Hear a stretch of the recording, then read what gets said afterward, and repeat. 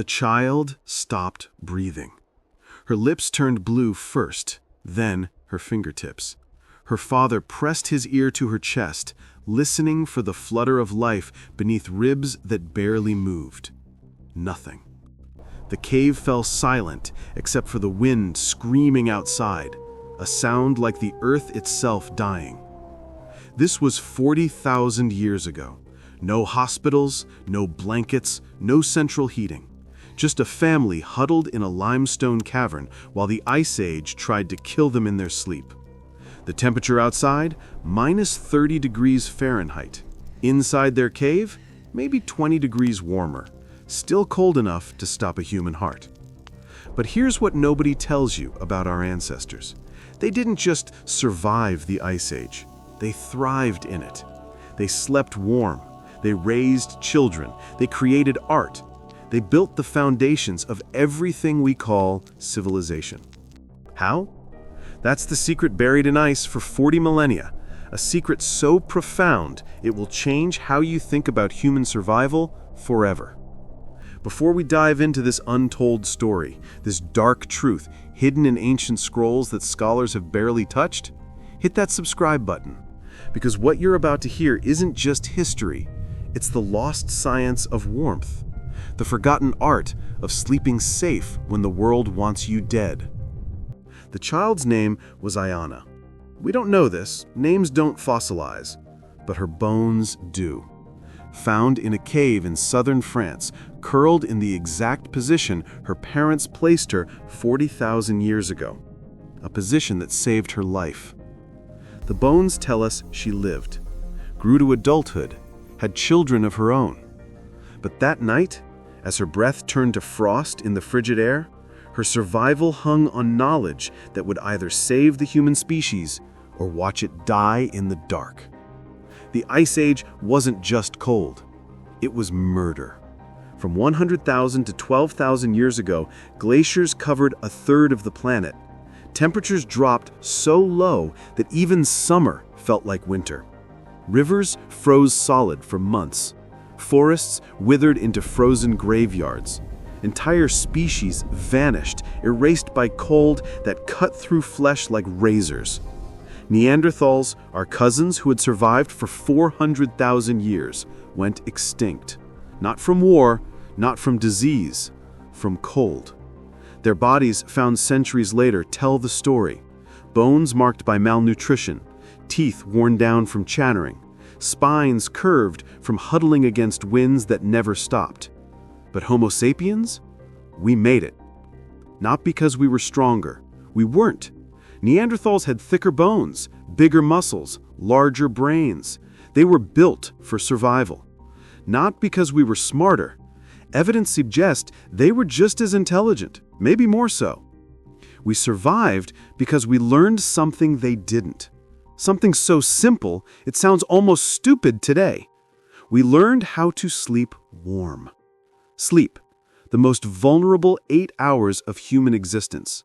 When our guard drops, when our body temperature falls, when hypothermia creeps in like a thief, stealing consciousness degree by degree until the heart simply stops.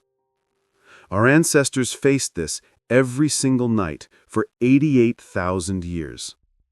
Ayana's father knew the rules. Everyone did. Sleep cold, die cold. There was no in between. No second chances, no morning rescue. The cave they sheltered in stretched back into darkness, its walls slick with ice. The entrance yawned open to a world covered in snow that never melted. Wind howled through the opening like the voices of everyone who had already frozen to death. Outside, woolly mammoths trudged through snowdrifts taller than men. Saber-toothed cats prowled between frozen trees, their breath visible in clouds that hung in the air.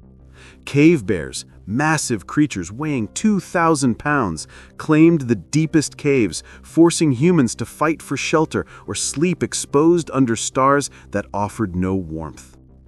This was the world Ayana was born into, a world where the difference between life and death was measured in degrees, where parents whispered prayers to gods of fire and sun, begging for dawn that might never come. But Ayana's parents knew secrets. Secrets passed down through generations of survivors. Techniques so effective they turned caves of death into cradles of life. Methods so powerful they allowed humans to sleep deeper, dream longer, and wake stronger than the predators hunting them. These weren't just survival tricks. They were innovations that would echo through history, appearing in every warm bed, every heated home, every cozy night's sleep from that day to this. The temperature in the cave dropped another degree. Ayana's breathing slowed. Her father moved closer, sharing his body heat. But it wouldn't be enough. Not tonight. Not with the storm raging outside, sealing them in with cold that killed. He reached for something in the darkness, something that would mean the difference between watching his daughter die and watching her live to see spring. His hand closed around the most important invention in human history. The one thing that separated Homo sapiens from every other species that faced the Ice Age and lost. The secret of sleeping warm when the world froze over. The spark died. Ayana's father struck the flint again. Nothing. Again. A tiny flash, then darkness. One more chance. If this failed, they would burn nothing tonight. And burning nothing meant freezing everything. Strike. The spark caught, a thread of orange light in the black cave. He cupped his hands around it, breathing gently. Too much air and it dies, too little and it dies. Just enough to wake the sleeping monster that would save his daughter's life. Fire. Not the fire you know, not the controlled flame that heats your home with the flip of a switch. This was wildfire, dangerous fire, fire that could save you or burn you alive, depending on secrets only our ancestors understood. This was humanity's first blanket. The flame licked at the dried grass he'd prepared, weeks of work gathering the right materials, knowing that one cold night would demand everything he'd learned about keeping fire alive. The grass caught. The flame grew. Heat pushed back against the cave's killing cold. Ayana stirred. Color returned to her lips. Fire had just performed the miracle it had been performing for hundreds of thousands of years, turning humans from helpless prey into apex survivors. But here's what nobody tells you about fire in the Ice Age. It wasn't just about warmth. It was about transformation. Fire changed everything: how we ate, how we slept, how we thought, how we dreamed. It was the technology that created human civilization. And it almost didn't happen. The first controlled fire flickered to life 1.7 million years ago in Wonderwork Cave, South Africa. We know because archaeologists found the evidence. Burned bones, charred tools, ash layers 20 feet thick. Someone, not quite human yet, but getting there, figured out how to capture lightning and keep it alive. For over 1 million years, that knowledge spread like wildfire, but slowly, dangerously, because fire is the most unforgiving teacher in history. Make one mistake and your entire family burns to death. By the time Ayana's ancestors faced the Ice Age, fire mastery had become humanity's greatest survival skill. The difference between tribes that controlled fire and tribes that didn't was the difference between life and death. The fire builders survived. Everyone else became fossils. But surviving the Ice Age required more than just making fire. It required engineering fire, designing fire, making fire work as a sleeping partner that wouldn't murder you in the night. Ayana's father arranged the burning materials in a pattern learned from his grandfather, who learned it from his grandfather, back through generations of men who understood that fire placement was the difference between sleeping warm and sleeping forever. Too close to the cave entrance, and wind would scatter the flames or blow smoke into sleeping lungs. Too deep in the cave, and carbon monoxide would build up, killing the family silently while they dreamed. Too close to the sleeping area, and someone would roll into the flames during the night. Just right, fire became a guardian, a protector, a source of heat that radiated warmth for 8 crucial hours, keeping hypothermia at bay while the family slept. The flames settled into their rhythm. Orange light danced across cave walls painted with ochre handprints, the signatures of people who slept here before, who mastered fire before, who passed down the knowledge that was saving Ayana's life right now. But fire wasn't just about heat. It was about time. Before fire, humans lived like every other animal, active during the day, vulnerable at night. When the sun set, the killing began. Cave bears emerged from their dens. Saber-toothed cats stalked through the darkness. Cold crept across the landscape, claiming anyone caught without shelter. Fire changed that equation. Fire created safe time. Hours when humans could stay awake after sunset, planning the next day's hunt, telling stories that preserved survival knowledge, creating the social bonds that made group cooperation possible. And when sleep finally came, fire stood guard, a circle of light and heat that kept predators back and cold at bay. Sleep by the fire wasn't just rest, it was the most protected 8 hours in the daily cycle of survival. The flames in Ayana's cave burned from carefully selected wood. Not just any fuel would work. Green wood produced too much smoke. Wet wood wouldn't catch or would hiss and die at crucial moments. Soft woods burned too fast, leaving cold gaps in the night. Ayana's people used hardwood from oak trees, dense fuel that burned slow and steady. They collected it during warm months, storing it in cave alcoves where it would stay dry through the long winter. They learned which woods produced the best coals, the deep red embers that glowed for hours after flames died down. Coals were the secret weapon of Ice Age sleep. While the family slept, flames might flicker and die, but coals glowed on, radiating steady heat through the darkest hours. In the morning, those coals could be blown back to flame, restarting the cycle of warmth that meant another day of life. Bank the coals properly, and fire became eternal, a technology that never truly died, passed from night to night, season to season, generation to generation. Some fires, lit by our ancestors 40,000 years ago, burn still in the hearts of every furnace, every heater, every warming device that keeps us alive today. But fire brought more than heat. It brought transformation of the human mind. Sitting around flames, waiting for sleep, our ancestors began to dream while awake. Fire created the first theater, flickering light that cast dancing shadows on cave walls, turning stone into storytelling canvas. Voices carried further in the warm air. Songs echoed off cave walls, creating the first concert halls in human history. Children listened to stories by firelight, stories about where food came from, where danger hid, how the world worked.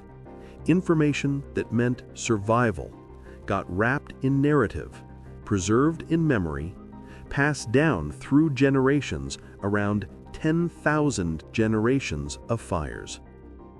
These weren't just campfire tales. They were the first libraries, the first schools, the first universities.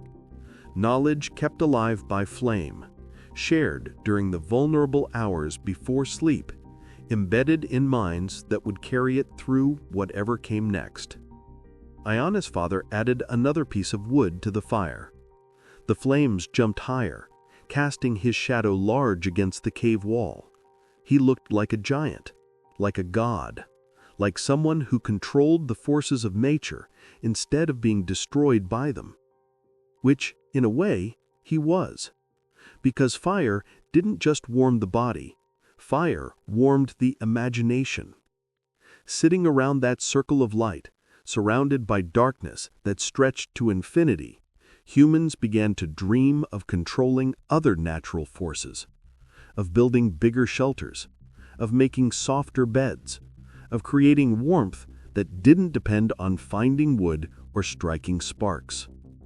Fire was the technology that taught humans they could improve their condition, that they didn't have to accept cold and hunger and fear as unchangeable facts of existence, that intelligence could triumph over environment, that innovation could defeat what seemed like inevitable death. The child slept peacefully now, her breathing steady and warm.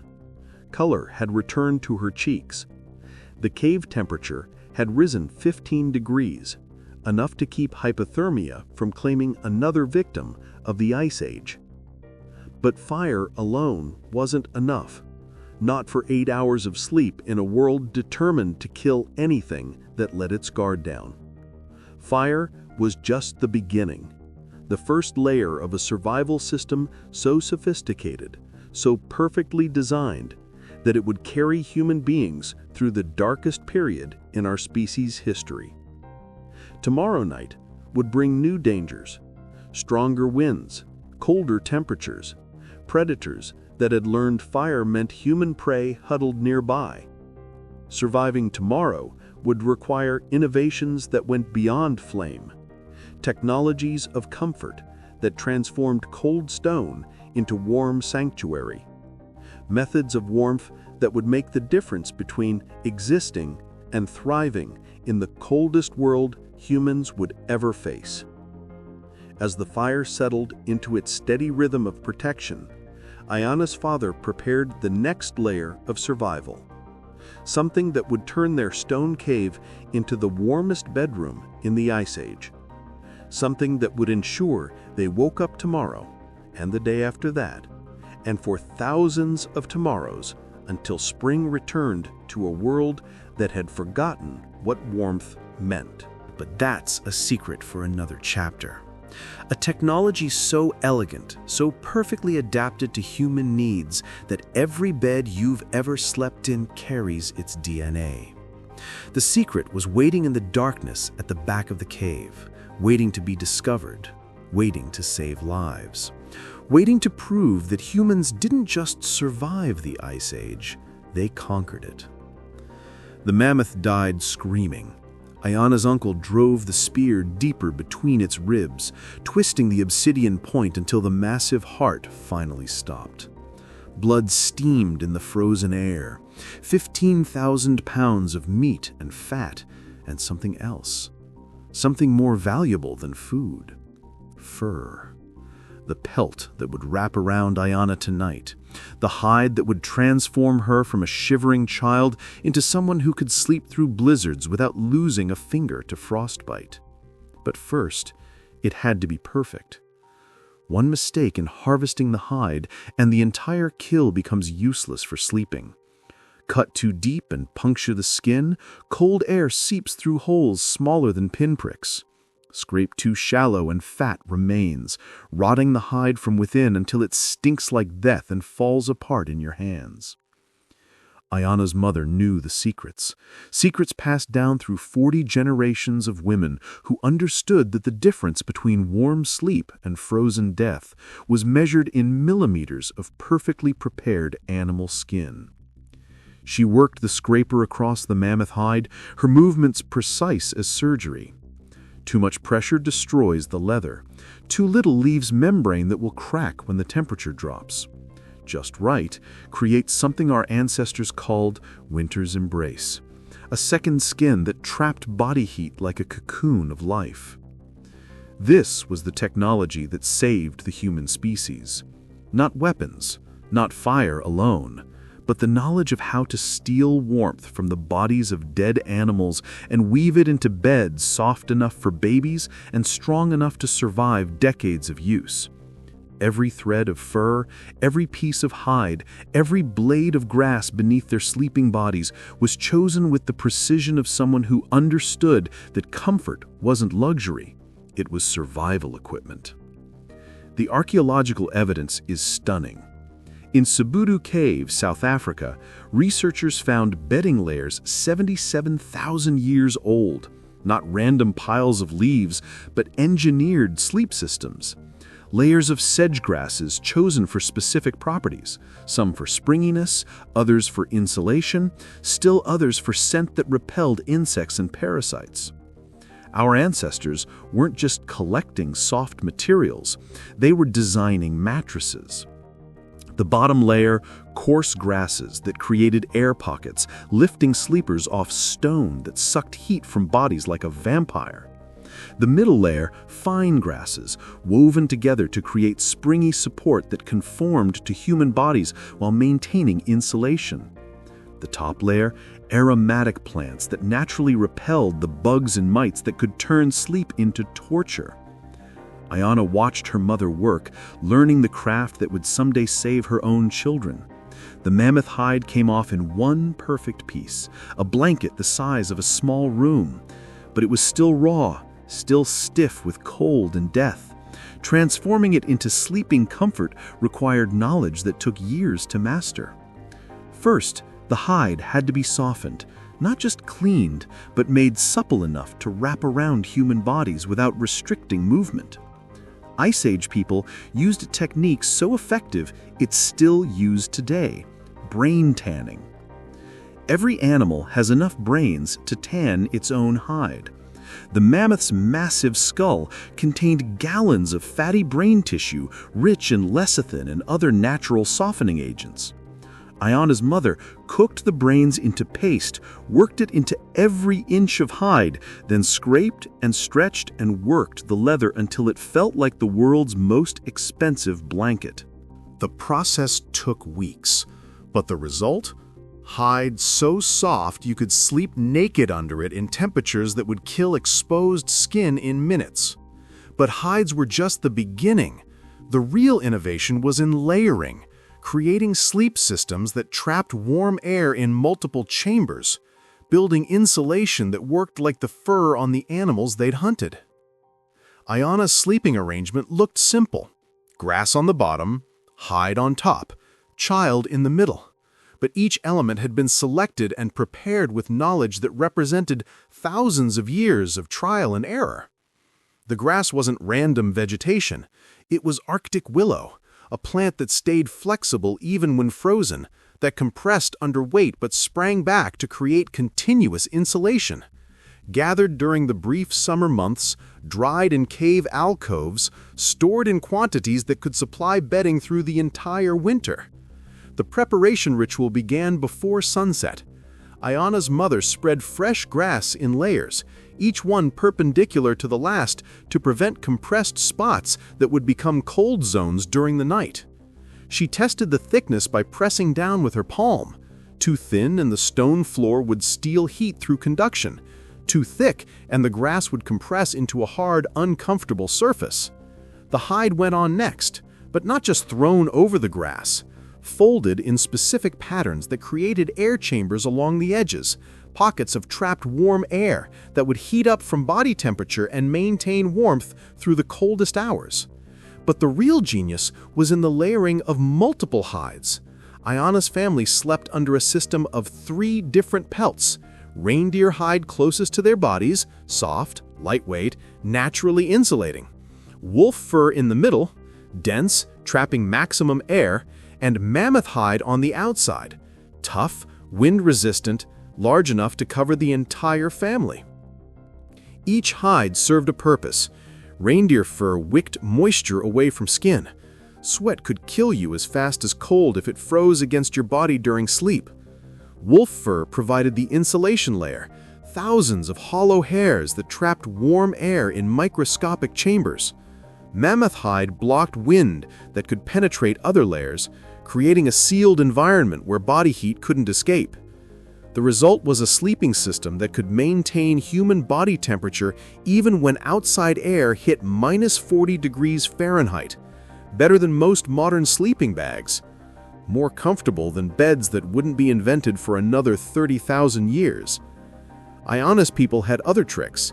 They heated stones in the fire during evening meals, then wrapped them in hides and placed them at the foot of their sleeping areas. Natural heating pads that radiated warmth for hours. They collected down from ptarmigan and other Arctic birds, stuffing it into hide pillows that provided not just comfort, but crucial insulation for heads and necks where heat loss happened fastest. They even used their own bodies as heating elements. Before sleep, they would exercise briefly to raise their core temperature, then quickly burrow under the hides while their bodies were still generating maximum heat. The trapped warm air would maintain that temperature through the night. But the most sophisticated element was scent. Iana's sleeping hides weren't just functional, they smelled like safety. Her mother had rubbed them with aromatic plants that repelled parasites, but also created psychological comfort. The smell of home, the smell of protection. Scientists studying modern hunter-gatherers have found that scent plays a crucial role in sleep quality.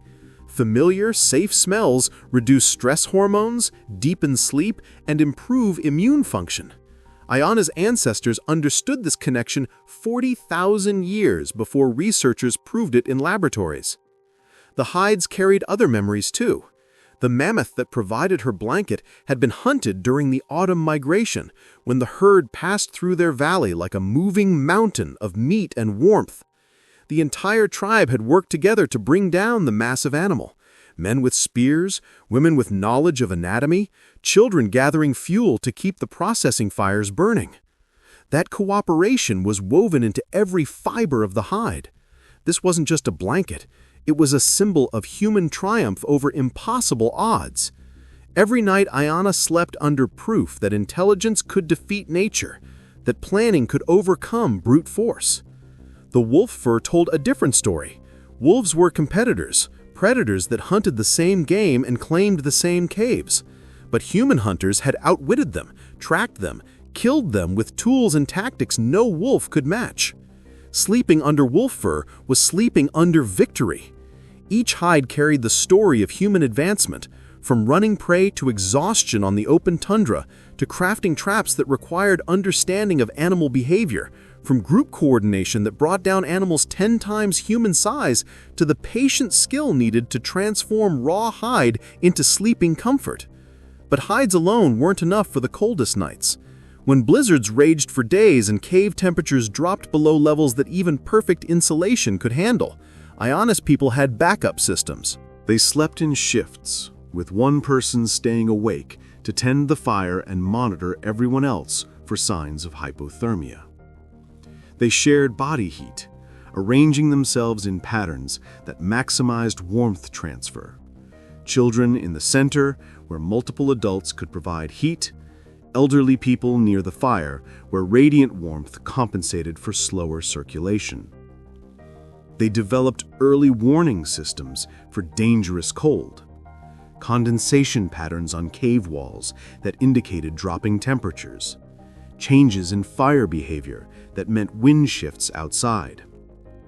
Even the behavior of their semi-domesticated dogs, whose restlessness often preceded weather changes that could turn fatal.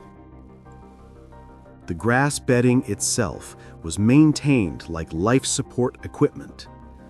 Every few days, Iana's mother would shake out the sleeping grass, check for compression spots, replace sections that had gotten damp or compressed. She knew that bedding maintenance was the difference between sleeping warm and sleeping forever. As the mammoth hide dried by the fire, growing softer with each hour of careful tending, Iana began to understand why her people had survived when others hadn't. It wasn't just intelligence or strength or luck. It was attention to detail that made the difference between life and death measured in degrees. understanding that survival wasn't about single innovations, but about systems. Fire, bedding, hides, community, working together to create environments where human life could continue even when the world tried its hardest to stop it. The hide was ready, soft as cloud, warm as life, large enough to wrap around dreams that would carry Ayanna through another night of the longest winter in human history. But as perfect as their bedding had become, it was only part of the solution. Outside the cave, wind howled with enough force to freeze exposed skin in seconds. Cold that could penetrate even the most perfect hide, seep through the finest insulation, kill families who had solved every other challenge of Ice Age survival. Tomorrow, they would need more than beds of grass and fur. They would need walls between themselves and the killing cold. Shelters that could stand against winds that toppled trees and snows that buried entire landscapes. They would need to become architects of survival, engineers of warmth, builders of humanity's first heated homes. The wind wanted to kill them. It screamed across the tundra at 60 miles per hour, carrying ice crystals sharp as razors and cold that could freeze human lungs in seconds. This wasn't weather. This was warfare. The Ice Age throwing everything it had at the small group of humans who dared to sleep exposed on the endless frozen plain. Ayanna's family had left their cave 3 days ago, following the mammoth herd toward their winter hunting grounds. But the herd moved faster than expected. The storm came sooner than predicted. Now they were caught in open country, with nowhere to run, and death approaching with every hour the wind kept blowing. Her father scanned the horizon, looking for salvation that wasn't there. No caves, no overhangs, no shelter of any kind.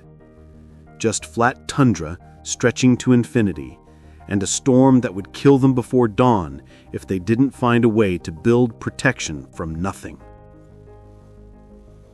But Ayanna's father carried knowledge passed down through generations of people who had faced this exact situation and survived. Knowledge of how to create shelter where none existed, how to build heated homes from materials the Ice Age provided, how to turn empty landscape into safe harbor in less time than it takes to freeze to death. He began to dig. Not randomly, not desperately, with the precision of an architect who understood that every shovelful of earth was the difference between building sanctuary and building graves. This was the moment when humans stopped being victims of their environment and became masters of it.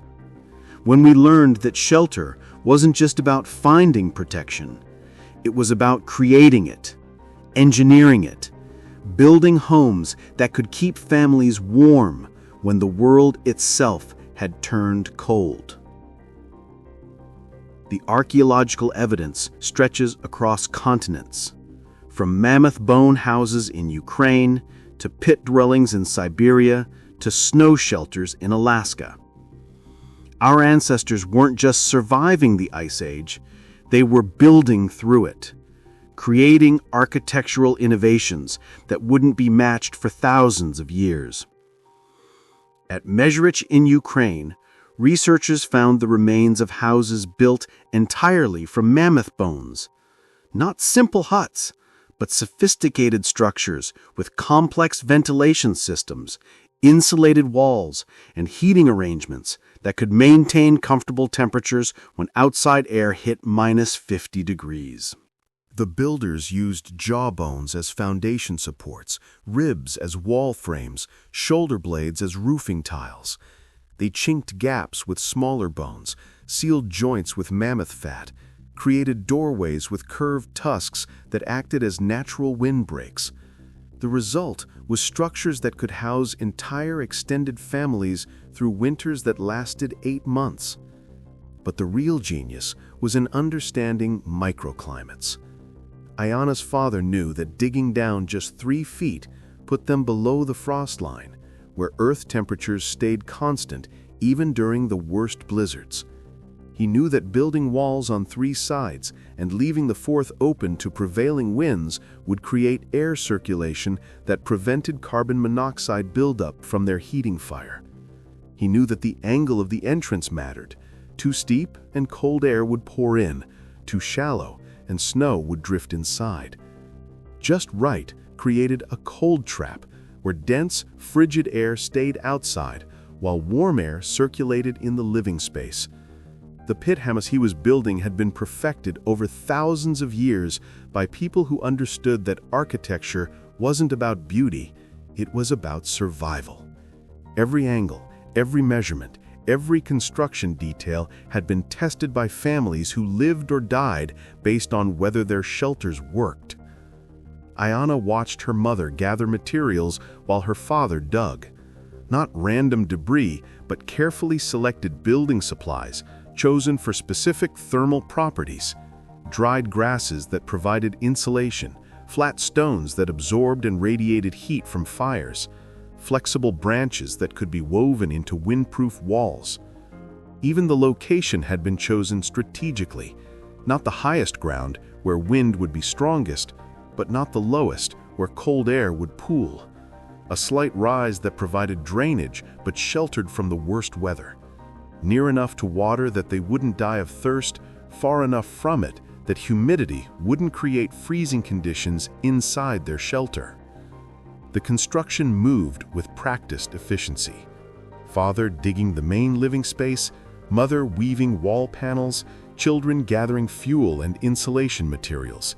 Each person knew their role in creating shelter that would mean the difference between sleeping warm and sleeping forever. But this wasn't just about building walls.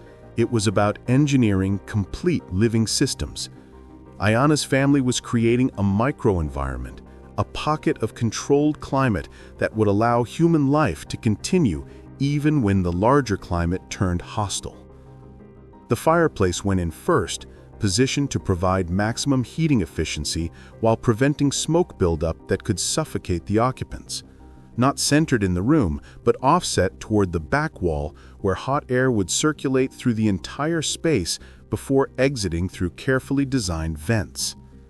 The sleeping area came next, raised slightly above the main floor to take advantage of rising warm air. Lined with the same grass and hide systems they used in caves, but adapted for the different thermal characteristics of earth-sheltered construction. Storage areas for food, fuel, tools, spare clothing. Positioned where temperature fluctuations would be minimal, where moisture wouldn't accumulate, where family members could access supplies without exposing the entire living space to outside air. Even waste management was engineered. Designated areas where human waste could be stored and composted safely, contributing to overall shelter heating while preventing the disease problems that could kill entire families during long winter confinements. The most sophisticated element was ventilation. Too little air circulation and carbon monoxide from fires would kill them silently during sleep. Too much and heated air would escape faster than they could produce it, leaving them vulnerable to hypothermia. Ayana's father created a system of air channels that brought fresh air in through underground passages where it was preheated by earth temperature, then circulated it through the living space in patterns that ensured oxygen without heat loss. Stale air exited through vents positioned to use wind pressure to draw out contaminated air without creating uncomfortable drafts. The engineering was sophisticated enough that similar principles are used in modern earth-sheltered homes. Our ancestors had solved problems that wouldn't be formally studied until the development of thermodynamics 20,000 years later. But they had also solved problems that modern engineering still struggles with. how to create psychologically comfortable spaces in hostile environments, how to design homes that felt safe and welcoming when everything outside was trying to kill the occupants. Ayana's shelter included features that addressed human emotional needs as well as thermal ones. Curved walls that created feelings of security and protection, carefully positioned openings that provided controlled views of the outside world without compromising heat retention. Art areas where family members could work on decorative projects that maintained mental health during months of confinement. Color played a role too. The walls were painted with ochre designs that provided visual warmth even when temperatures dropped. Patterns that told stories, recorded important information, created the sense of living in a meaningful space rather than just hiding in a hole. Sound mattered as well. The shelter was designed to enhance positive sounds, voices, music, the comfortable crackling of fires, while dampening negative ones like howling wind or the roars of predators outside. Acoustic engineering that helped maintain the psychological stability necessary for long-term survival. As the structure took shape, Ayana began to understand that shelter wasn't just about blocking wind and cold. It was about creating human space in an inhuman world. Places where families could maintain the social bonds that made cooperation possible, where children could learn the skills they would need to survive and build their own shelters someday, where culture could continue even when civilization seemed impossible. The pit house included designated areas for different activities, spaces for tool making, hide preparation, food storage, social gathering, private conversation, sleeping, cooking, and waste management. Each area positioned and designed to serve its function while contributing to overall shelter efficiency. But the most important space was the storytelling area, a semicircle near the fire where family members gathered each evening to share knowledge, maintain social bonds, and pass down the information that would allow their children to build their own shelters when the time came. Stories weren't entertainment in the Ice Age. They were survival manuals, detailed instructions for shelter construction, weather prediction, resource gathering, and community cooperation wrapped in memorable narratives that could be accurately transmitted across generations. Every story told in that shelter carried information that had kept humans alive for thousands of years. Technical knowledge disguised as entertainment, engineering principles embedded in mythology, survival skills preserved in tales that children would remember and apply when their own lives depended on building protection from nothing. The shelter was complete as darkness fell and temperatures began their nightly plunge toward levels that killed unprepared humans in hours. But Ayana's family was no longer unprepared. They had created a microenvironment where human life could continue regardless of what happened outside. The fire burned steadily, heating air that circulated through their engineered living space. The walls blocked wind that had been their enemy just hours before. The roof kept out snow that would have buried them in the open. But most importantly, they had created psychological safety, a sense of home in a homeless world, protection that went beyond just thermal comfort to include the emotional security that allowed human minds to rest and recover from the constant stress of Ice Age survival. As Ayana settled into her grass and hide bed inside their engineered shelter, she was experiencing something that millions of years of evolution had never provided her ancestors: complete protection from environmental threats, safe, warm sleep that would allow her body to repair itself and her mind to process the day's experiences without vigilance for predators or weather. She was sleeping in humanity's first heated home, a structure that solved problems our species had faced since we first left the African savannas and ventured into climates that could kill us. But even perfect shelter was only part of the solution. Outside, the storm raged on, bringing cold that could overwhelm individual survival strategies, winds that could isolate families from the resources they needed to maintain their heating systems. Tomorrow would bring new challenges, temperatures that tested the limits of even the best engineering, conditions that could defeat individual families no matter how perfect their shelters or sophisticated their survival systems. Surviving tomorrow would require something beyond fire, bedding, and walls. It would require the most powerful survival technology humans had ever developed. The technology that turned individual families into something stronger than the sum of their parts. Something that could generate warmth not just through burning fuel or trapping body heat, but through cooperation that created safety no individual could achieve alone. The storm howled outside their perfect shelter, carrying cold that could kill and wind that could destroy. But inside, Ayana slept peacefully, surrounded by family and protected by knowledge that would carry the human species through the darkest period in our history. Tomorrow would reveal the final secret of Ice Age survival. The innovation that transformed humans from individual survivors into something the cold could never defeat. The power of sleeping as one. The baby stopped crying. Not the peaceful quiet of sleep. The terrifying silence of a child whose body was shutting down degree by degree as hypothermia claimed another victim of the endless winter. Ayana's infant brother lay motionless in his mother's arms, his skin pale as ice, his breathing so shallow it barely fogged the frigid air. The family's shelter was perfect. Their fire burned steadily. Their furs provided maximum insulation. But it wasn't enough. Not tonight.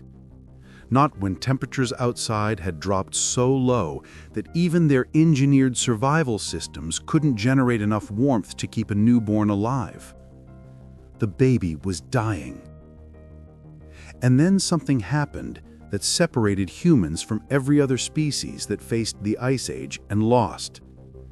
Something so simple it sounds obvious, yet so revolutionary, it changed the course of human evolution. The entire family moved closer. Not just closer, they arranged themselves in a pattern learned through 40,000 years of collective survival. A human formation so effective at generating and conserving heat that it could keep infants alive in temperatures that killed adult animals in minutes. Ayana's grandmother lay down first, her back against the cave wall. Her body heat, though diminished by age, still radiated warmth that would anchor the sleeping arrangement. Her mother came next, pressing against the grandmother's side, adding her heat to the growing pool of shared warmth.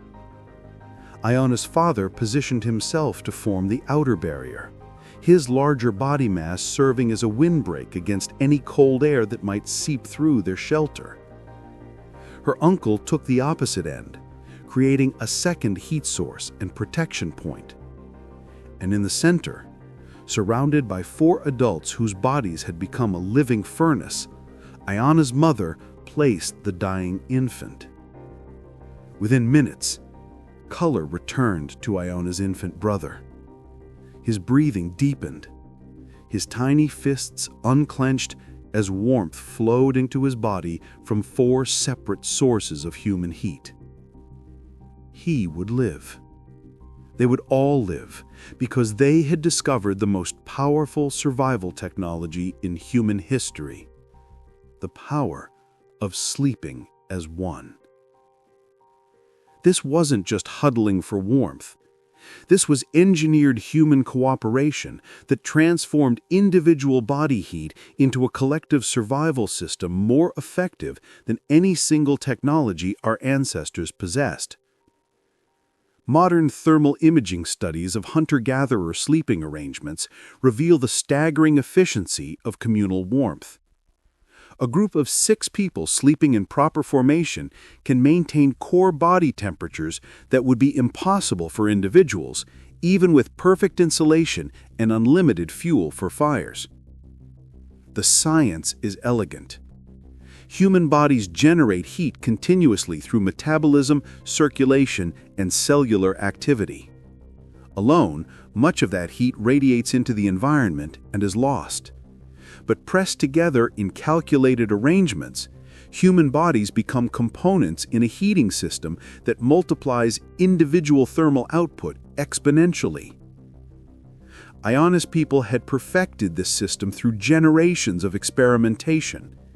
They knew that children went in the center, where maximum heat concentration was available, and where multiple adults could monitor their breathing and temperature throughout the night.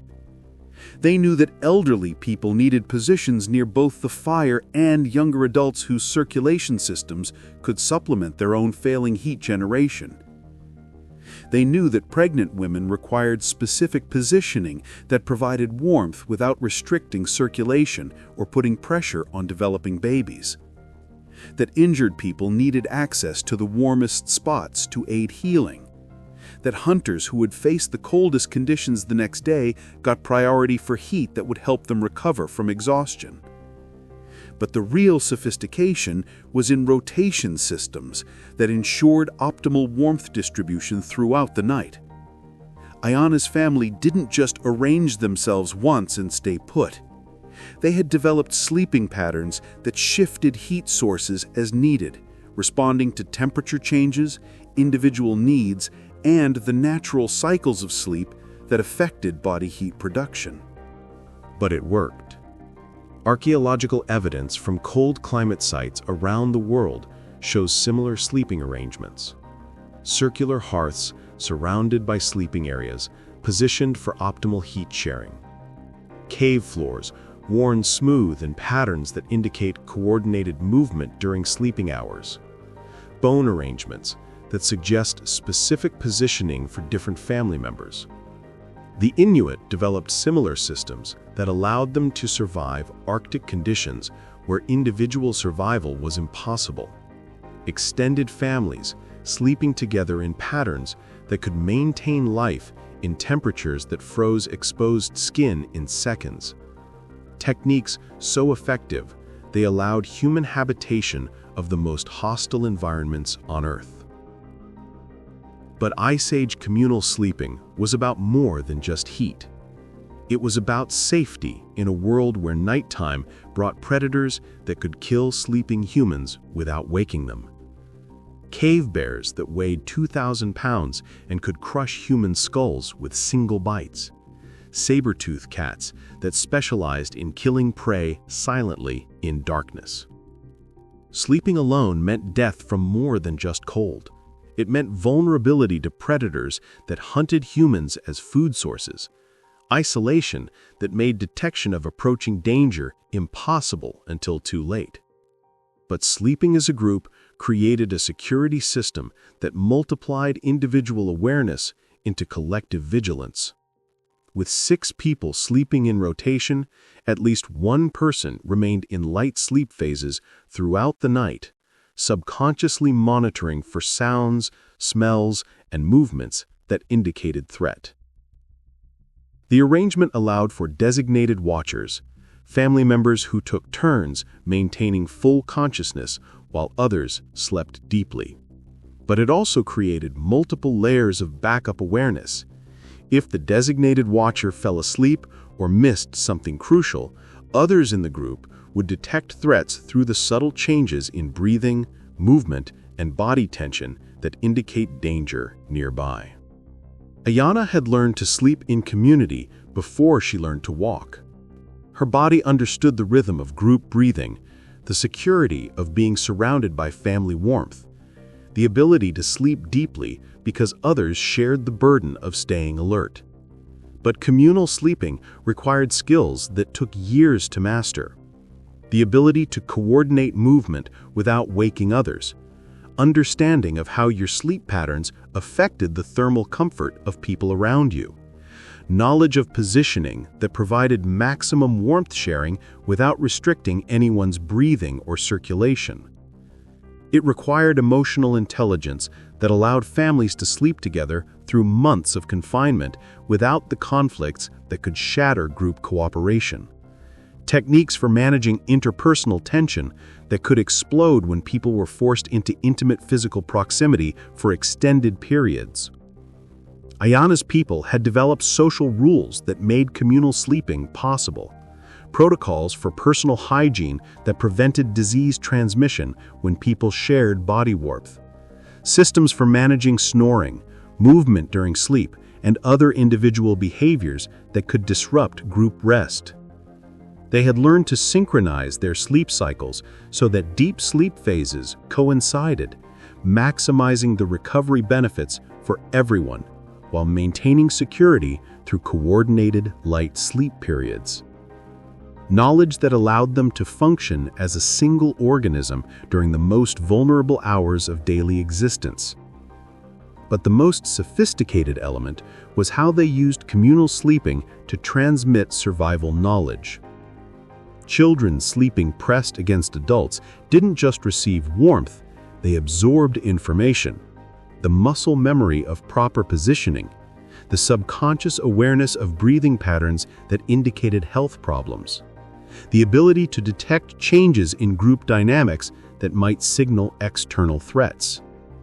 Stories told in whispers during the transition to sleep carried technical knowledge that couldn't be transmitted any other way. Information about weather patterns, animal behavior, resource locations, and survival techniques wrapped in narratives that children would remember throughout their lives. Lullabies weren't just comfort. They were data transmission systems, songs that carried information about which plants provided medicine, how to read weather signs, where to find food during different seasons. Knowledge encoded in rhythm and melody that could be accurately preserved across generations. The sleeping arrangement itself taught cooperation skills that made daytime survival possible. Children learned to prioritize group needs over individual comfort, to coordinate their actions with others automatically, to understand their role in systems larger than themselves. They learned that survival wasn't about individual strength or intelligence, but about the ability to function as part of something larger, communities that could achieve collectively what no individual could accomplish alone. As the night deepened and temperatures continued dropping, Ayana felt the warmth flowing between family members, her grandmother's steady breathing, her mother's protective presence, her father's solid strength forming a barrier against the cold world outside. But she also felt something more profound. The knowledge that she belonged to something larger than herself. A community that would never let her freeze alone. A family system that made individual survival unnecessary because group survival was guaranteed. The baby slept peacefully now, his body temperature maintained by the collective heat of people who understood that keeping him alive meant keeping humanity alive. That every child who survived the Ice Age carried the potential for innovations that would benefit everyone. This was the secret that allowed Homo sapiens to outlast every other human species. Not superior individual capabilities, but superior cooperation. The ability to function as collective organisms that were stronger, smarter, and more adaptable than the sum of their parts. But even perfect cooperation couldn't generate heat from nothing. Bodies needed fuel to maintain the metabolism that created warmth. Food that could sustain the energy expenditure required for surviving in conditions that pushed human physiology to its absolute limits. Tomorrow would reveal how our ancestors fueled the internal fires that made communal warmth possible. The dietary innovations that turned human bodies into heating systems capable of surviving the coldest period in our species' history. The night was far from over. Outside, temperatures continued dropping toward levels that could defeat even the most perfect cooperation. But inside their shelter, surrounded by family warmth, Ayana drifted toward sleep, knowing that she would wake up tomorrow. Because she was not alone, she was part of something larger, something that could generate warmth not just through burning fuel or trapping body heat, but through the power of human beings choosing to survive together rather than die apart. The Ice Age had met its match, not in any individual human, but in humanity itself. The bone cracked open like thunder. Ayana's father brought the stone hammer down one more time, splitting the mammoth femur in half to reveal the treasure inside. Not gold or jewels, but something far more valuable in the Ice Age. Marrow. Rich, fatty marrow that would fuel human bodies through the coldest night of the longest winter. The internal fire that made external warmth possible. The liquid energy that transformed humans from shivering victims into heat-generating machines capable of surviving temperatures that killed every other large mammal on the tundra. He scooped the marrow out with a carved bone spoon, the pale yellow fat glistening in the firelight like captured sunlight. Each spoonful contained enough calories to maintain body heat for hours, enough stored energy to keep a human heart beating when everything outside had frozen solid. But this wasn't just food. This was survival technology as sophisticated as any tool or shelter our ancestors created. The knowledge of how to fuel human metabolism for maximum heat production, how to eat for warmth rather than just sustenance, how to turn the human body into a furnace that could burn hot enough to survive when the world turned cold. Ayana watched her father prepare the evening meal that would determine whether they woke up tomorrow or froze to death during the night. Not random food gathering, but precise nutritional engineering that represented 40,000 years of learning which foods generated internal heat and which ones left you vulnerable to hypothermia. The archaeological evidence is written in bone, literally. Cracked mammoth bones found in Ice Age sites across Europe and Asia, split in identical patterns that reveal how our ancestors extracted marrow with techniques so efficient they got every calorie of fat from bones that modern butchers would throw away. Chemical analysis of those bones shows burn marks from specific cooking methods that maximized calorie absorption while preserving the fat content that generated internal heat. Our ancestors weren't just eating, they were engineering their metabolism for survival in the coldest conditions humans would ever face. The science behind marrow consumption is staggering. A single mammoth femur contains over 5,000 calories of pure fat, fat that burns cleaner and hotter in human metabolism than any other fuel source. Fat that generates the ketones that keep human brains functioning when glucose runs low.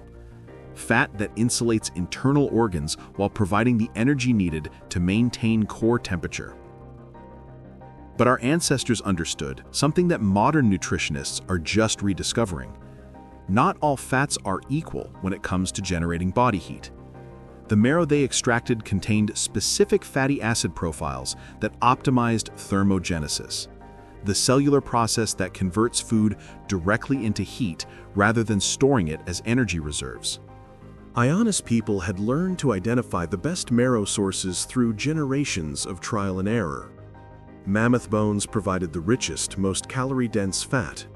Reindeer marrow burned hotter but for shorter periods.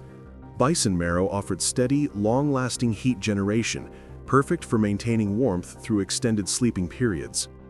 They knew which bones contained the most marrow, how to crack them without shattering the valuable contents, and how to extract every gram of fat using tools that wouldn't contaminate the food with stone fragments or wooden splinters.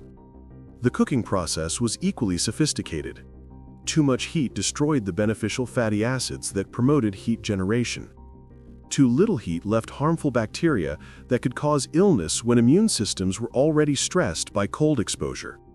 Just right created food that maximized caloric absorption while maintaining safety. Ayana's mother tended the cooking fire with precision that would impress modern chefs.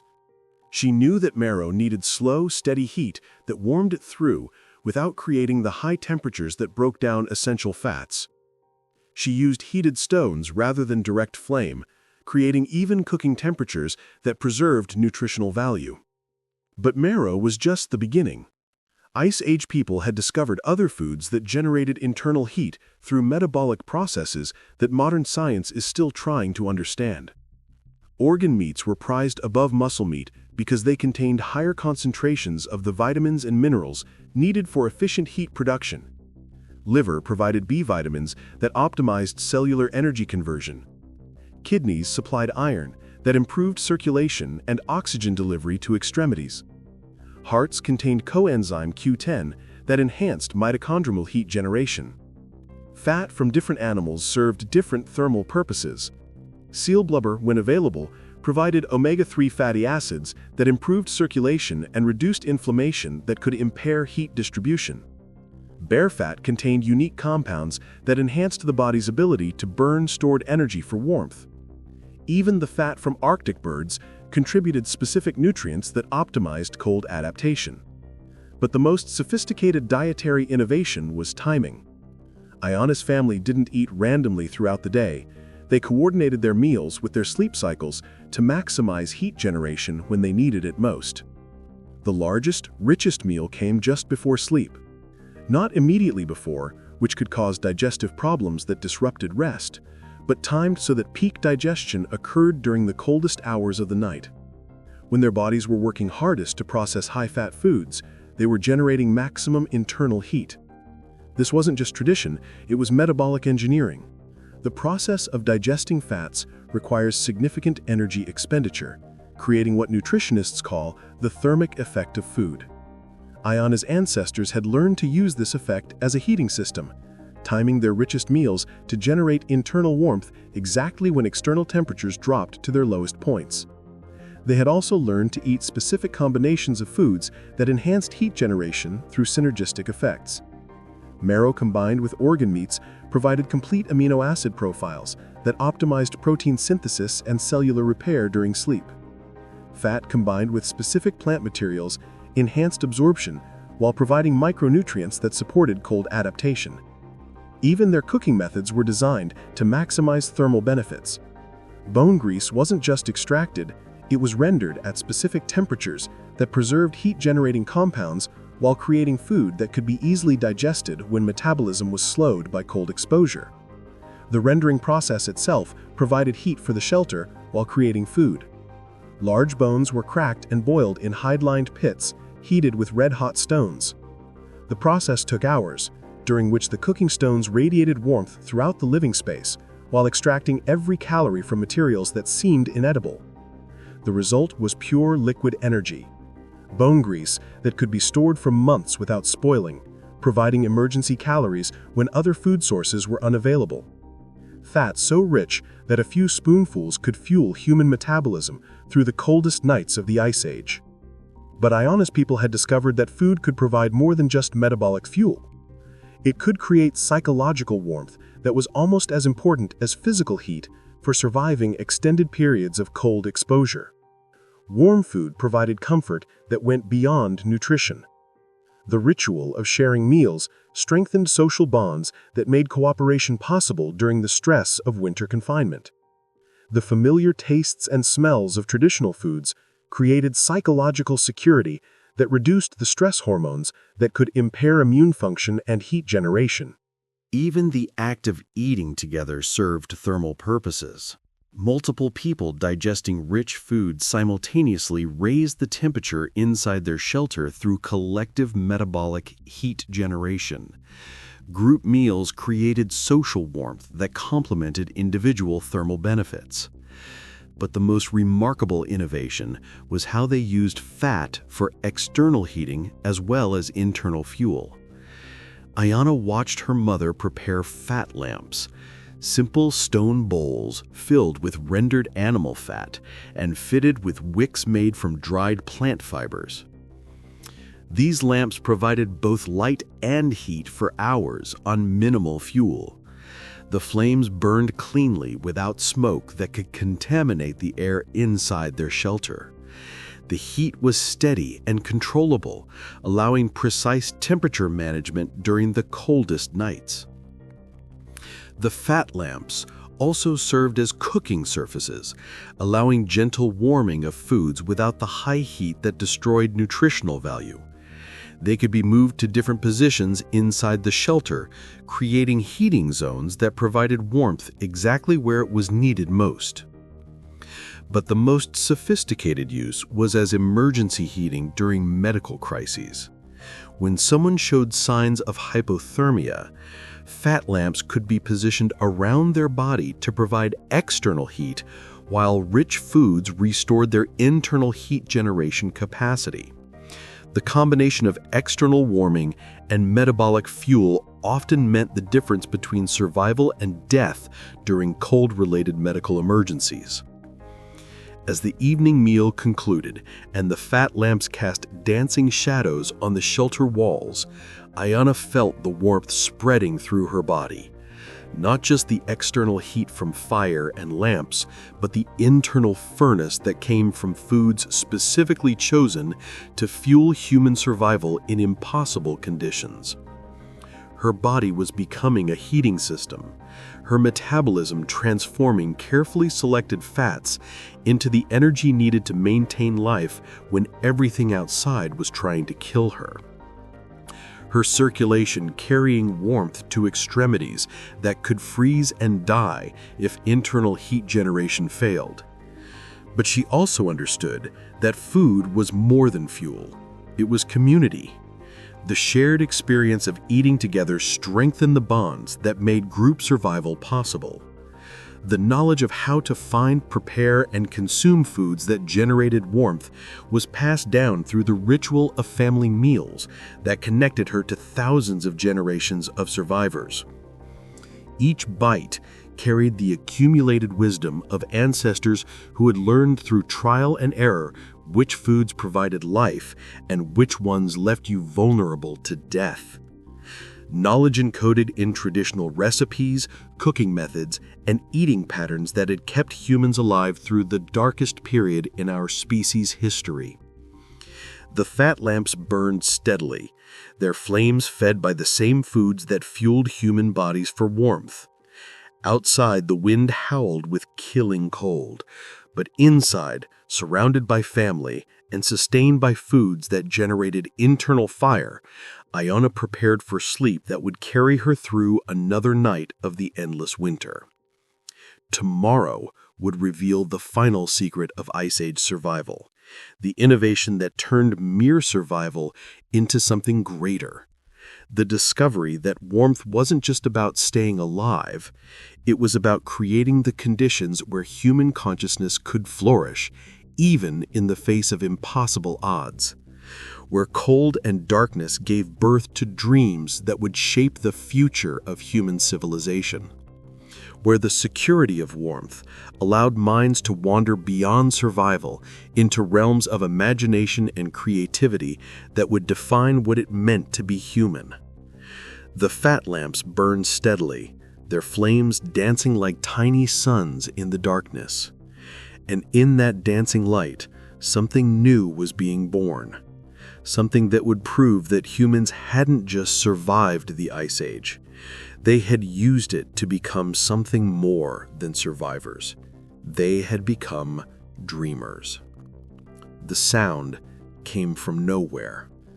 A melody floating through the darkness, rising and falling like wind through canyon walls. But there was no wind inside the shelter. No natural source for the haunting music that filled the warm space with something that had never existed before in human history.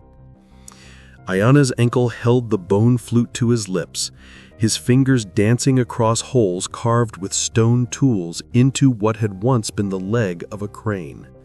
The music flowed like water, like starlight, like something born from the marriage of human breath and careful craftsmanship.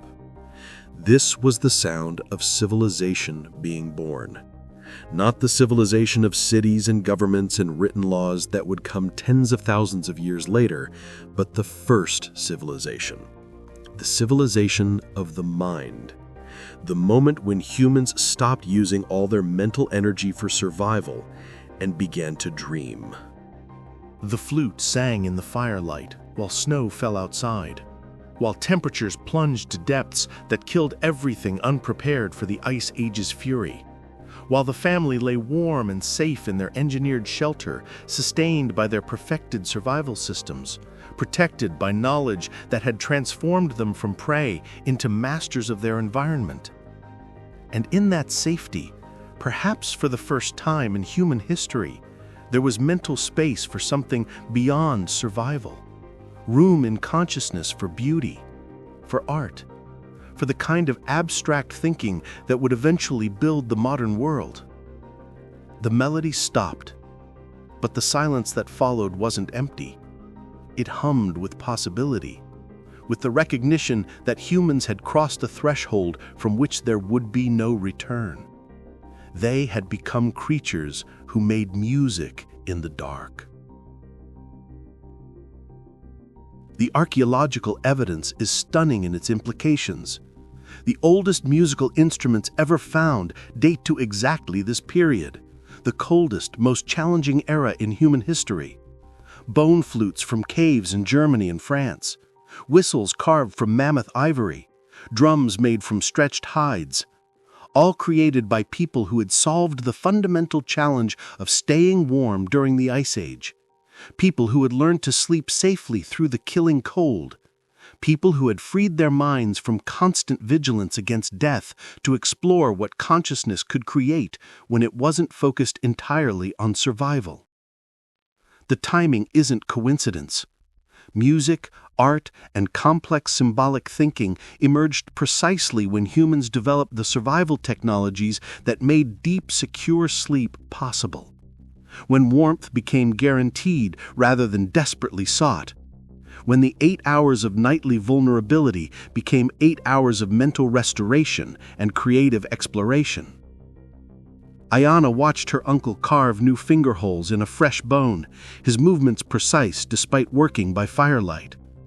The creation of musical instruments required advanced planning, sophisticated understanding of acoustics, and hours of patient craftsmanship that could only happen when immediate survival needs were met. But it also required something more profound: the imagination to hear music that didn't exist yet, the creativity to envision sounds that had never been made, the abstract thinking that allowed humans to transform dead animal bones into vessels for beauty. This was the birth of human culture, not just the ability to survive, but the drive to create meaning from survival, to transform the tools and materials of staying alive into expressions of what it felt like to be alive. The bone flute wasn't just an instrument. It was proof that humans had evolved beyond mere existence. They had become beings who could conceive of beauty, create it with their hands, and share it with others during the most intimate hours of daily life. But music was only the beginning.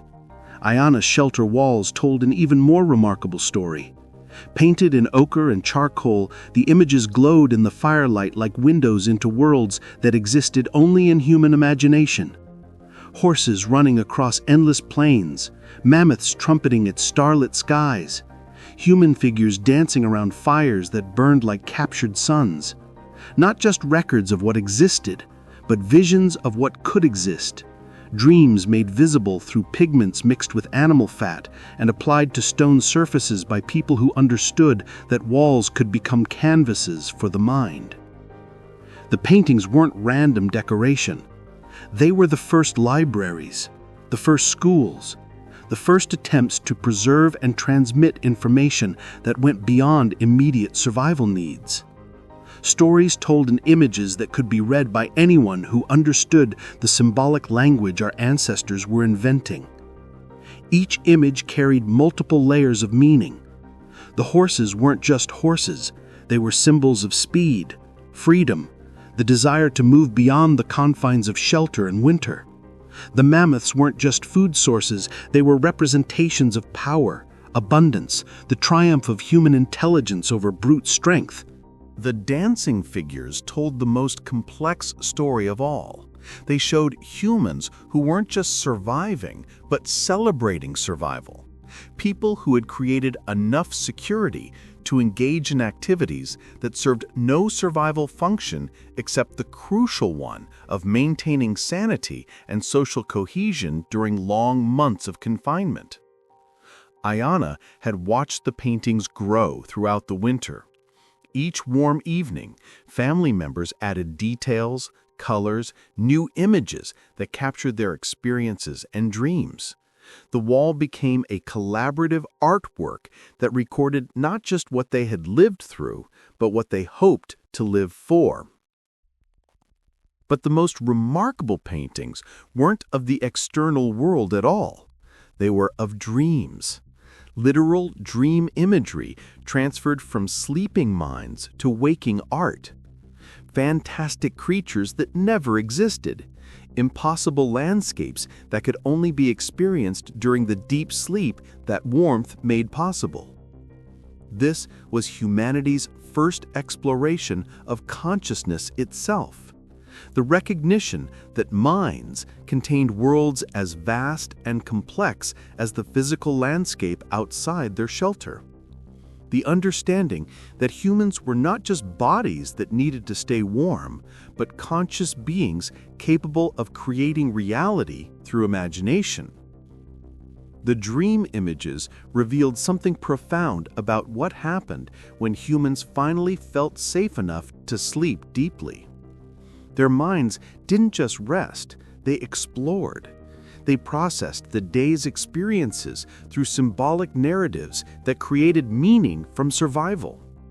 They invented stories that explained not just how to live, but why to live.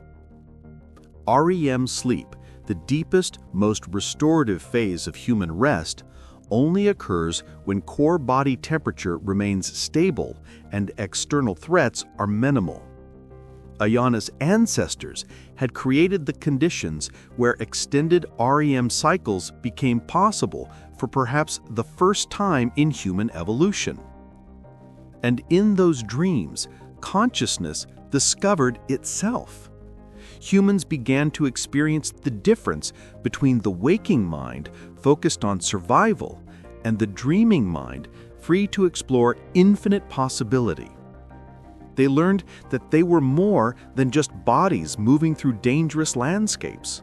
They were beings capable of creating internal landscapes that were safer, more beautiful, and more meaningful than anything the external world offered. The stories told during pre-sleep hours grew more complex as the winter progressed. What began as practical information about weather patterns and food sources evolved into narratives about heroes and monsters, journeys and transformations, explanations for why the world worked the way it did. These weren't just entertainment, they were the first attempts at what would eventually become science, philosophy, and religion. Human minds grappling with abstract concepts that had no immediate survival value, but created the framework for understanding existence itself.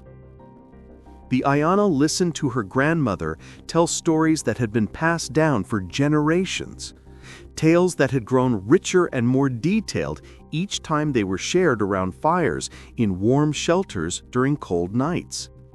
Stories that preserved not just practical knowledge, but the accumulated wisdom of people who had learned that survival wasn't enough. Humans needed meaning to make survival worthwhile. The stories explained the origin of fire, the movement of animals, the changing of seasons, the nature of death and birth, and the mysterious forces that govern existence. They created shared understanding that bound communities together around common beliefs and values that made cooperation possible even when resources were scarce. But most importantly, they established humans as creatures who lived in stories as much as in physical reality. Beings who experienced their lives not just as sequences of events, but as narratives with meaning, purpose, and direction towards something greater than mere survival. The ritual of storytelling before sleep became the foundation for everything that would eventually distinguish human culture from animal behavior. The recognition that consciousness could create reality through shared imagination, that communities could be bound together by common stories as much as by common needs. As the stories concluded and the family settled into their carefully arranged sleeping positions, Ayana felt surrounded by more than just physical warmth.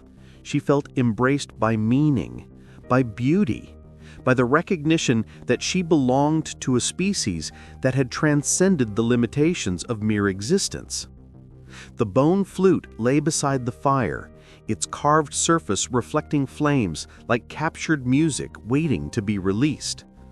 The painted walls glowed with images that transformed cold stone into windows on infinite possibility. The stories echoed in memory like maps of territories that existed only in human consciousness.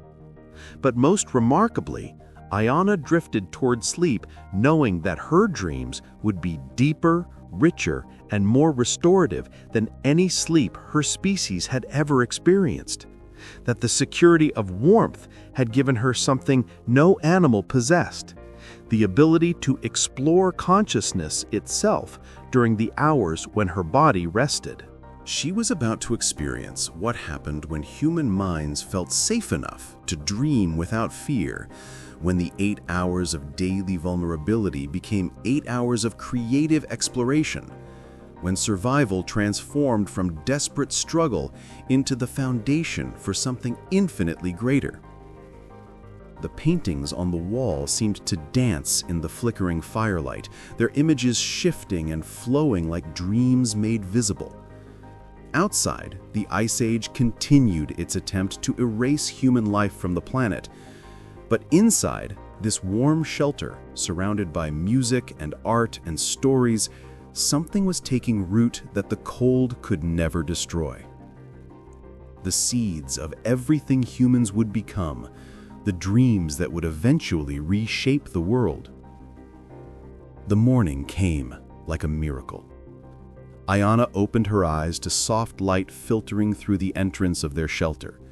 Not the harsh, killing light of reflected snow, but the gentle illumination of dawn that had found her still alive, still warm, still human, in a world that had spent all night trying to turn her into ice.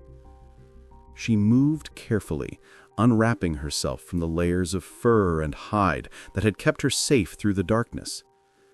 Her breath didn't fog, her fingers bent without the stiffness that meant frostbite. Her body responded with the easy grace of someone whose core temperature had remained stable throughout 8 hours of the coldest weather in human history. She had survived another night of the Ice Age, and in doing so, she had participated in the greatest technological achievement in the story of human civilization, the invention of warmth. Not the discovery of warmth. Every animal understood that heat meant survival, but the invention of it, the creation of warmth where none existed, the engineering of thermal comfort that allowed human life to continue when nature demanded it end.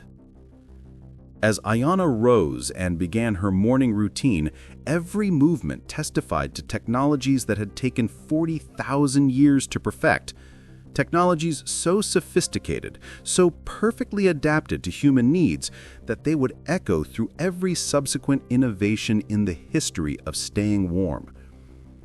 The fire still glowed, maintained through the night by banking techniques that kept coals alive for hours without attention.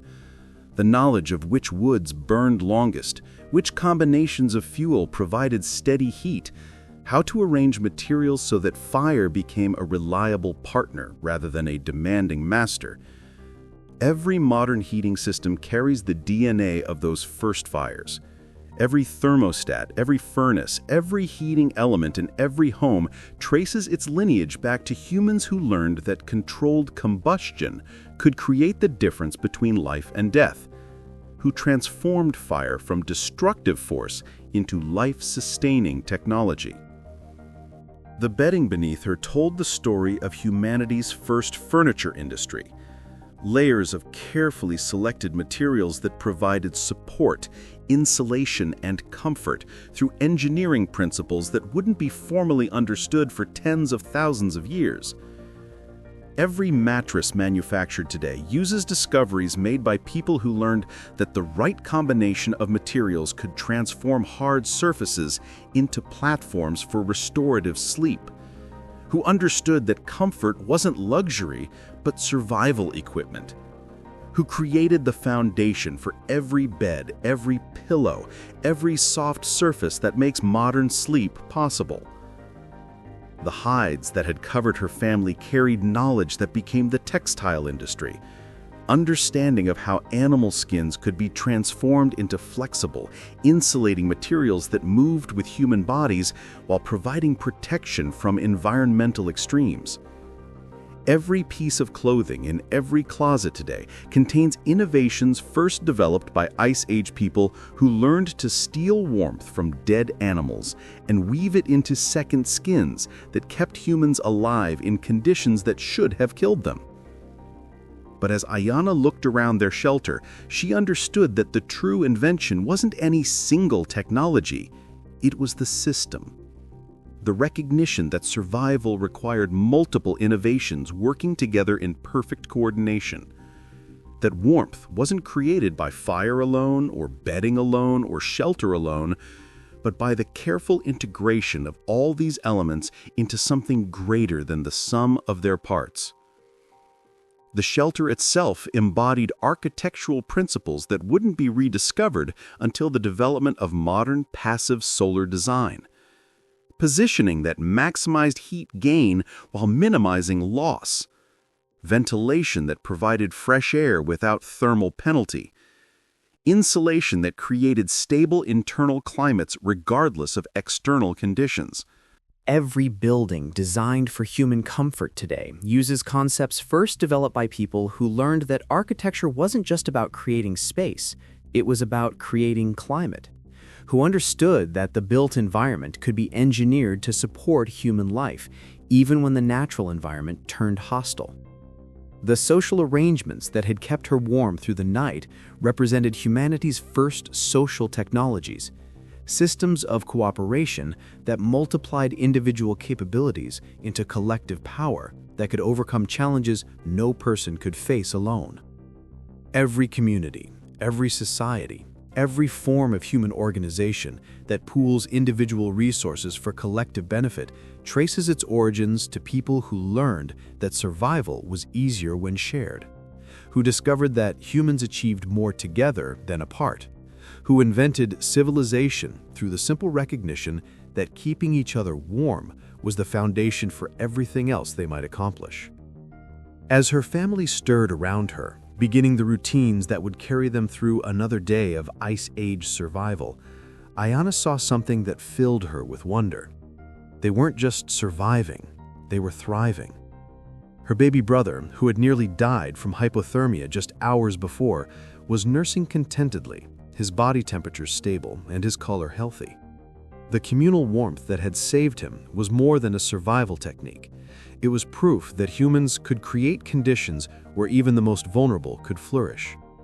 Her grandmother, whose aging body couldn't generate heat as effectively as younger family members, was alert and comfortable, sustained by systems that compensated for individual limitations through collective resources. The group cooperation that kept her warm was evidence that humans valued wisdom and experience over mere physical capability. Her uncle was already working on a new bone flute, creating beauty that served no survival function except the crucial one of maintaining hope and meaning during the darkest period in human history. The security that allowed him to make music was proof that humans had achieved something beyond mere existence. They had created the conditions where consciousness could explore possibilities that went beyond immediate needs, where minds freed from constant survival vigilance could imagine futures different from the present, where the security of warmth became the foundation for everything that would eventually distinguish human civilization from animal survival. But the most remarkable achievement was what they had done to sleep itself. Ayana understood now that her ancestors hadn't just learned to stay warm during sleep, they had revolutionized sleep. They had transformed the most vulnerable 8 hours of human existence into the most restorative. The deep, secure sleep that their warmth innovations made possible wasn't just rest. It was the foundation for human consciousness itself, the safe harbor where minds could process experiences, consolidate memories, and explore the realms of imagination that would eventually create art, science, philosophy, and every other achievement that defined human culture. Every comfortable night's sleep in human history owed its existence to people who learned that warmth wasn't just about survival, it was about creating the conditions where human potential could unfold, who understood that the difference between merely existing and truly living was measured in degrees of thermal comfort. As morning light grew stronger, Ayana could see the storm had passed. The endless winter was showing its first signs of weakening. Spring, still months away, was beginning to seem possible for the first time in memory. But she realized that spring would bring not just warmer weather, but something more profound. Humans who had learned to create warmth in the coldest conditions ever faced would emerge from the Ice Age with capabilities that would reshape the world.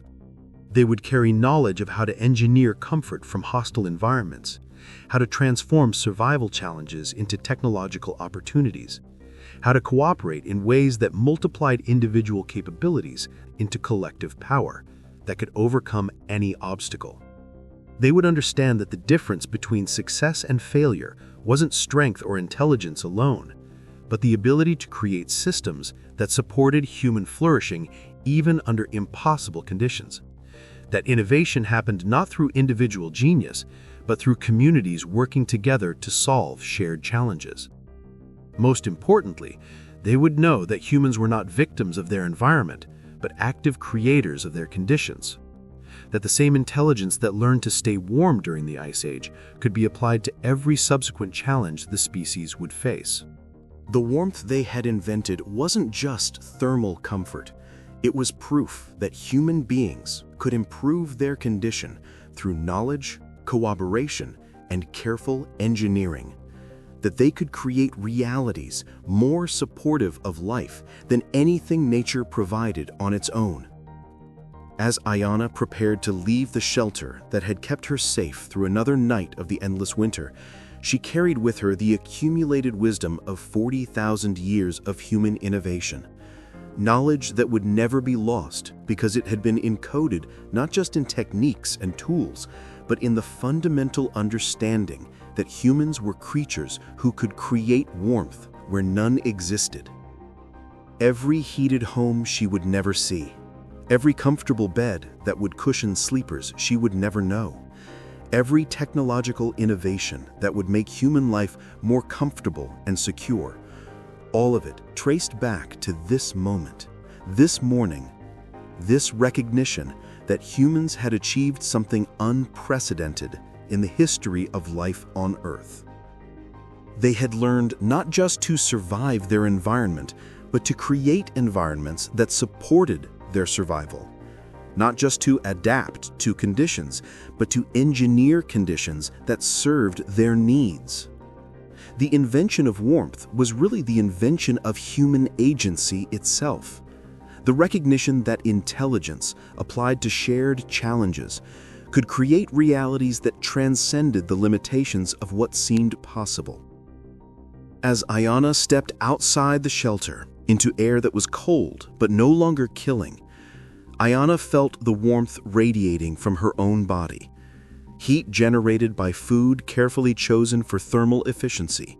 Circulation enhanced by social cooperation that reduced stress and improved cardiovascular function. Core temperature maintained by knowledge that had turned human bodies into heating systems capable of surviving anything the world could deliver. She was warm. Her family was warm. Her community was warm. And in that warmth, humanity had discovered something more valuable than survival. They had discovered that they could create the conditions for flourishing even when everything around them demanded mere existence. The Ice Age was ending, but the innovations it had demanded would never disappear. They would evolve, improve, and spread until every human being on the planet inherited the legacy of ancestors who learned to sleep warm when the world froze over. Without warmth, there would be no us. But with warmth, the invented, engineered, perfected warmth of human innovation, there was no limit to what we could become. The morning sun climbed higher, its rays carrying the promise of seasons that would eventually return. But Ayana knew that when they did, they would find a species that had been forever changed by learning to stay warm in the dark. Humans who had discovered that the greatest technology wasn't any single tool or technique, but the knowledge that working together, they could create comfort, security, and meaning even under the most impossible conditions. The invention of warmth was really the invention of human hope itself. The understanding that no matter how cold the world became, human beings possessed the intelligence and cooperation necessary to keep each other warm. And in that warmth, every dream of a better future had been born. Every viewer leaves a trace, just like every civilization leaves a mark. If you don't leave yours, this story risks being buried by time. So make your mark now. Like this video, subscribe to this channel, and turn on notifications. Because history only remembers those who act.